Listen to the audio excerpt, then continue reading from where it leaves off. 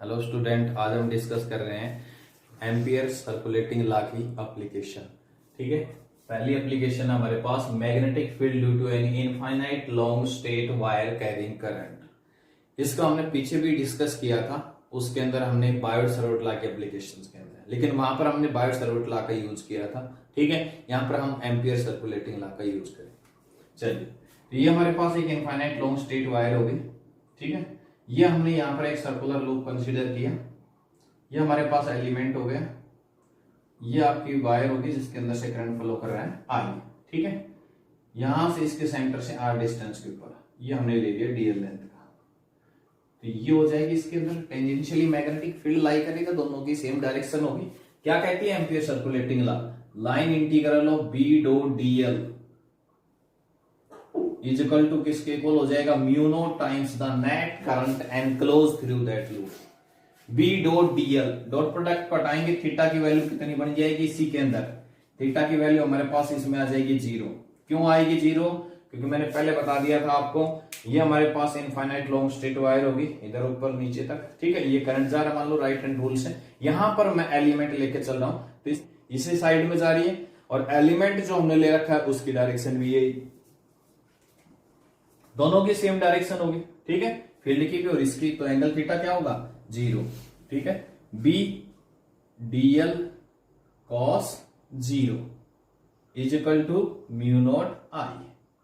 ठीक है, बी को बाहर ले लीजिए, integration of dl is equal to mu naught I, और डीएल का इंटीग्रेशन कितना हो जाएगा? 2 pi R is equal to mu naught I. तो बी की वैल्यू कितनी हो जाएगी हमारे पास? म्यू नॉट आई अपॉन में 2 पाई आर। मतलब यहां से आपके पास वो ही आ गया। याद कीजिए, पीछे आपने बायोट-सावर्त लॉ से निकाला था, बायोट-सावर्त लॉ से हमारे पास जो मैग्नेटिक फील्ड आया था वो भी यही तो आया था हमारे पास, म्यू नॉट अपॉन में 4 पाई 2 आई अपॉन में आर। ठीक है, आई अपॉन में R sine theta 1 plus sine theta 2 लिया था हमने, उन दोनों के अंदर एंगल थीटा की वैल्यू 90 थी, 1 प्लस 1 2 हो गया था, तो आपके पास जो रिजल्ट आया था हमारे पास वो यही तो आया था हमारे पास। ठीक है, यहां से आपके पास सेम वही रिजल्ट यहां पर आने लग रहा है आपके पास। ठीक है, ये भी वही है हमारे पास, म्यू नॉट अपॉन में 4 पाई 2 आई अपॉन में आर। ठीक है, मतलब यहां से आपका मैग्नेटिक फील्ड क्या है? इनवर्सली प्रोपोर्शनल है डिस्टेंस के। मतलब अगर हम बात करें सिमेट्री की, तो ये हमारे पास मान लो वायर है, इसमें से करंट फ्लो करने लग रहा है, तो पूरा जो है आपके पास इसके अक्रॉस जो मैग्नेटिक फील्ड की जो सिमेट्री होगी वो कैसी हो जाएगी? सिलेंड्रिकल सिमेट्री हो जाएगी पूरी कंप्लीट। ठीक है, आई बात समझ में? तो ये वायर के साथ इनवर्सली प्रोपोर्शनल होता है डिस्टेंस के। चलिए, इसी के बाद इसकी दूसरी एप्लीकेशन हम डिस्कस कर रहे हैं, मैग्नेटिक फील्ड सिलेंडर के लिए। सेकंड एप्लीकेशन हम यहां पर डिस्कस करेंगे, magnetic field due to current through a circular cylinder.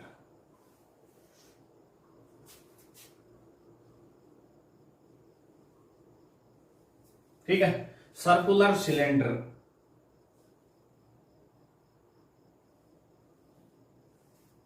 ये हमने एक सिलेंडर ले लिया जिसकी रेडियस है कैपिटल आर। ठीक है, आई बात समझ में? करंट इसके अंदर, ये हमने इसकी एक्सिस ले ली, करंट इसमें जो डिस्ट्रीब्यूटेड है ना वो यूनिफॉर्मली है। ठीक है, आई हमने मान लिया इसी के अंदर जो करंट है जो इसके अंदर से पास होने लग रहा है। ठीक है, आई बात समझ में? तो यहां पर हम दो लूप कंसीडर करके चलते हैं।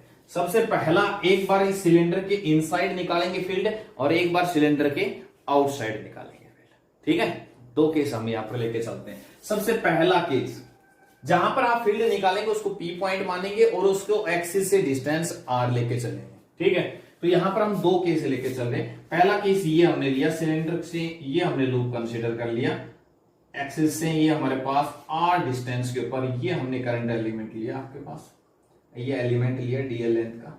ठीक है, समझ के बात को? तो यहां पर अभी इसके अक्रॉस हम, तो ये हमने मान लिया कोई भी पी पॉइंट जहां पर हम मैग्नेटिक फील्ड निकालते हैं। तो पहला केस, व्हेन आपका पी पॉइंट लाई आउटसाइड सिलेंडर, सिलेंडर से बाहर अगर आपका पी पॉइंट लाई कर रहा है तो एक बार देखिए मैंने क्या कहा है, सॉलिड सिलेंडर या एक वायर जिसकी रेडियस है कैपिटल आर, दोनों चीजें एक ही तो है हमारे पास, ठीक है। और जो हमने लूप ले रखा है, इसको अगर हम एक सॉलिड वायर लेके चलते हैं और ये हमारे पास लूप हो गया सर्कुलर, तो सेम वही आएगा आपके पास जो हमने अभी पिछली एप्लीकेशन के अंदर किया है, ठीक है। क्या आएगा हमारे पास, B dot dl is equal to mu naught times the current, ठीक है। B dot dl, dot product को हटाओगे वही एंगल थीटा की वैल्यू हमारे पास यहां पर भी कितनी होगी, 0, क्योंकि ये जो हमने ये पार्ट ले रखा है, ये जो एलिमेंट ले रखा है, इसकी और फील्ड की डायरेक्शन दोनों की क्या है, सेम है, तो थीटा की वैल्यू क्या आ जाएगी, 0 होगी इसके अंदर। B integration of dl is equal to mu naught I, dl का इंटीग्रेशन वही हमारे पास कितना हो जाएगा, 2 pi R is equal to mu naught I, और बी इज इक्वल टू आ गया हमारे पास म्यू नॉट आई अपॉन में 2 पाई आर। यहां से हमें रिजल्ट क्या मिला, बी इनवर्सली प्रोपोर्शनल है आर के, ठीक है। आगे बात समझ में। अब मैं केस लेता हूं सेकंड केस, जब हमारा फील्ड इनसाइड की बात करता हूं मैं, सिलेंडर के इनसाइड की, ये तो था हमने डिस्कस किया अभी आउटसाइड, अब बात करते हैं इनसाइड की। ये ले लिया हमने लूप, ठीक है। ये हो गई इसकी सेंटर ऑफ एक्सिस से डिस्टेंस आर, और ये हमारा पी पॉइंट हो गया, ये एलिमेंट हो गया इसके अंदर, इसकी भी आपके पास फील्ड की और दोनों की डीएल की डायरेक्शन सेम रहेगी, ठीक है। तो आपका second case, when P point lie inside cylinder, ठीक है, सिलेंडर के इनसाइड। अब इनसाइड में हमारे पास दो केस आ जाते हैं,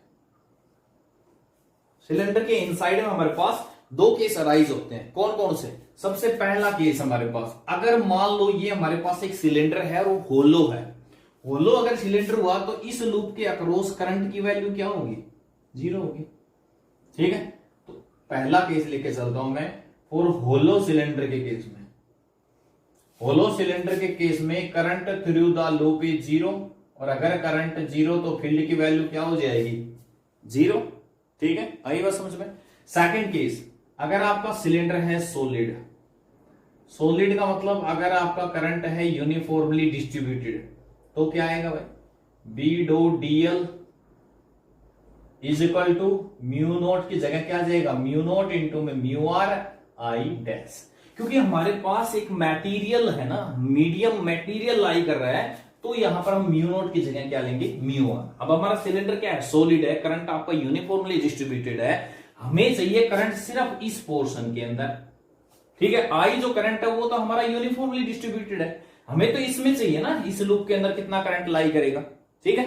तो एक बार इस लूप के अंदर से करंट निकालिए, कैसे निकालेंगे एक बार बताता हूं आपको, ठीक है। देखिए ये हमारे पास एरिया है, ये कितना होगा इसका area, pi R square, pi R square area के अंदर करंट कितना फ्लो कर रहा है, आई, एक यूनिट एरिया में करंट कितना फ्लो कर रहा है, आई अपॉन में पाई आर स्क्वायर, ठीक है। और हमारा ये एरिया है पाई स्मॉल आर स्क्वायर, इस एरिया के अंदर कितना करंट आ जाएगा, पाई स्मॉल आर स्क्वायर, पाई से पाई कैंसिल आउट, कितनी वैल्यू आ जाएगी, बी इंटीग्रेशन ऑफ डीएल कितना आ जाएगा, 2 पाई आर, ठीक है। और इधर म्यू नोट इंटू में म्यू आर, और आई की वैल्यू, आई डैश की वैल्यू कितनी हो गई, आई आर स्क्वायर अपॉन में कैपिटल आर स्क्वायर, ठीक है।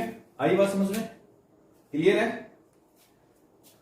आई डैश की वैल्यू पता लगे कैसे आई, तो मैग्नेटिक फील्ड की वैल्यू कितनी हो जाएगी भाई, बी इज इक्वल टू, क्या रिजल्ट मिला, एक आर से आर तो कैंसिल आउट होगा, म्यू नोट इंटू में म्यू आर, आई इंटू में आर अपॉन में 2 पाई आर स्क्वायर। यहां से रिजल्ट मिलेगा बी आपका डायरेक्टली प्रोपोर्शनल है स्मॉल आर के।